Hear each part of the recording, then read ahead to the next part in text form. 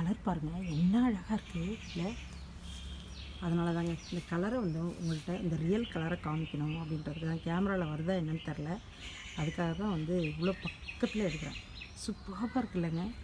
பந்து பந்தா பந்து பந்தா பந்து பந்தா அவ்வளோ அழகாக இருக்குது பாருங்கள். செடி ஃபுல்லாக ரொம்ப அழகாக இருக்குது. பிடிச்சிருந்தா லைக் பண்ணுங்கள், சப்ஸ்கிரைப் பண்ணுங்கள். Thank you friends.